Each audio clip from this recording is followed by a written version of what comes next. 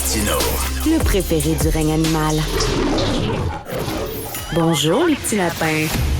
On connaît Maître Valérie Assouline, hein, c'est une avocate spécialisée en droit de la famille et de la jeunesse. On lui parle souvent, entre autres, de la DPJ, mais là, je la reçois pour un tout autre sujet parce que sur sa page Facebook, Maître Assouline, elle a publié un texte qui m'a très touché parce que tout ce qui se passe ces temps-ci en Israël et au Moyen-Orient lui rappelle, en fait, un mauvais souvenir. C'est sa tante qui est décédée dans un attentat terroriste, justement en Israël.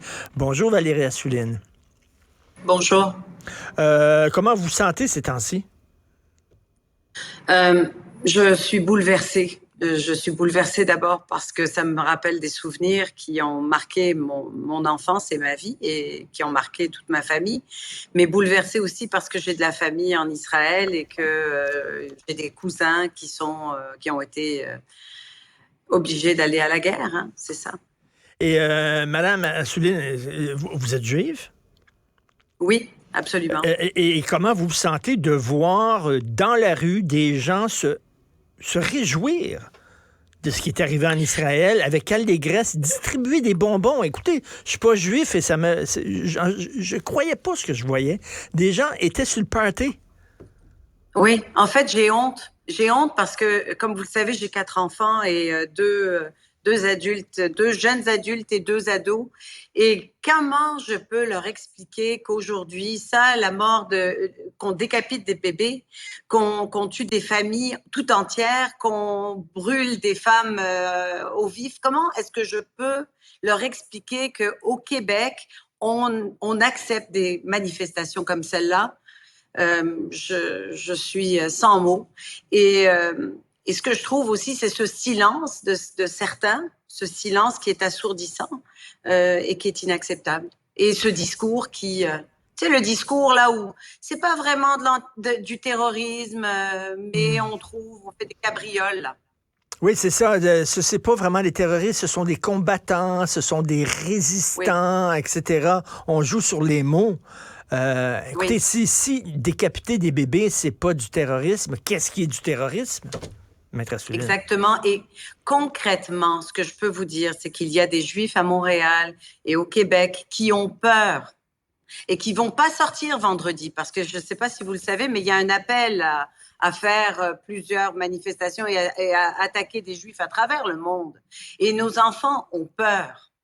Et ça, il faut le savoir. Alors, quand il y a des manifestations qui se passent au Québec, dans les rues de Montréal, le lendemain même des événements, le lendemain même où il y a encore des gens qui ne trouvent pas leurs enfants, où il y a des gens qui vont se faire annoncer que le corps n'est même pas disponible parce qu'il a été détruit par les balles.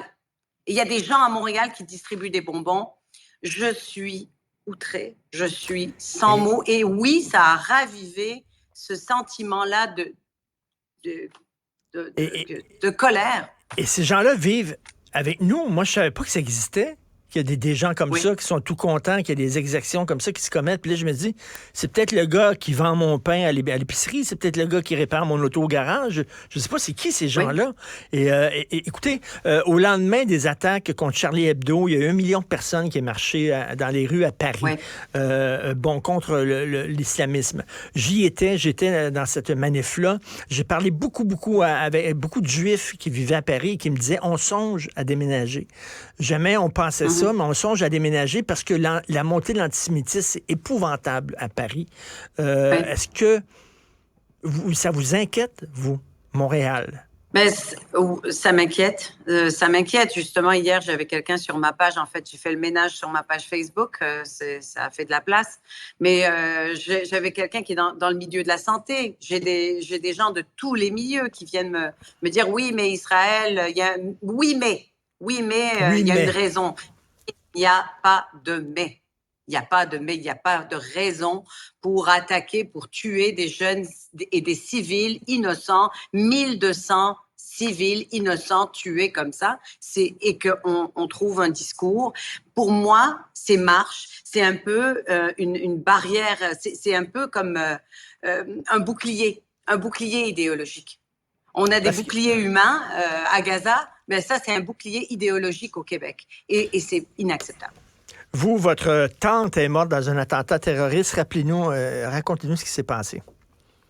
Ma tante est décédée, elle était dans un hôtel pour passer quelques jours au nord d'Israël et des Palestiniens ont envahi l'hôtel et elle a essayé de se sauver par un balcon et elle a attaché des draps rapidement pour se sauver et les draps ont brisé, elle est morte instantanément.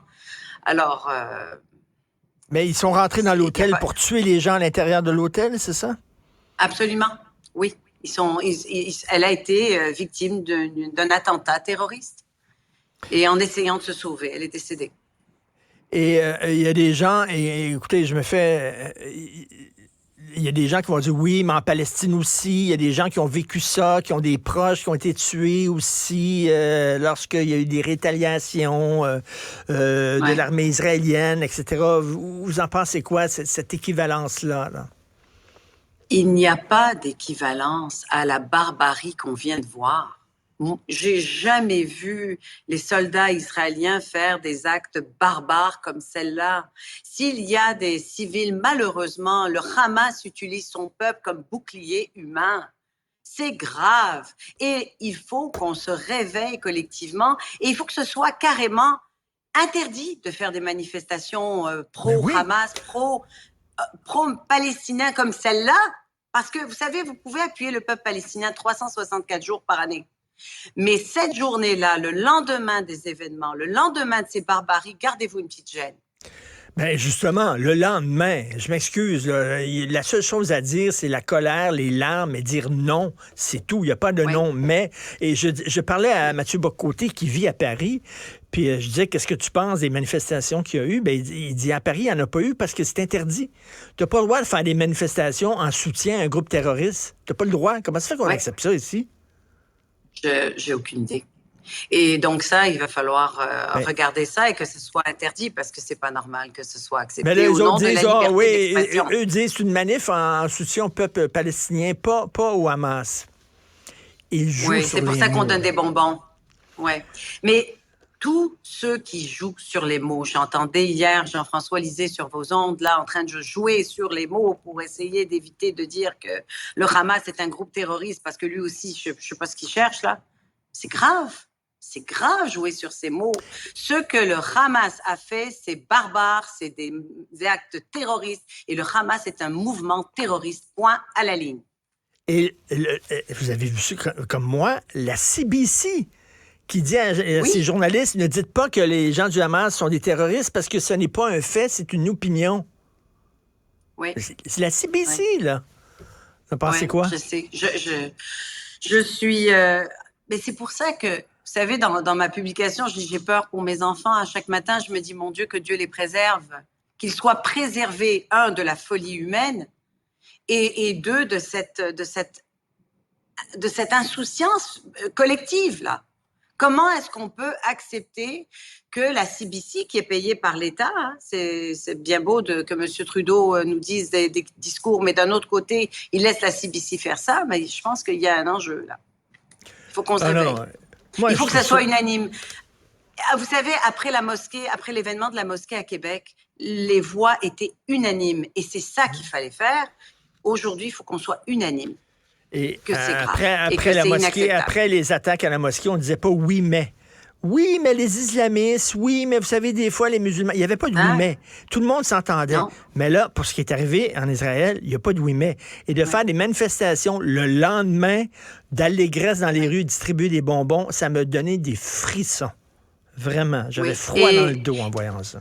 Et la communauté juive s'est levée au lendemain même des événements à Québec. Alors, j'aurais souhaité une voix plus forte de nos imams au Québec. Ils ont un rôle, ils ont une obligation de dénoncer haut et fort ce qui s'est passé et les actes du Hamas. Et ils ne le font pas.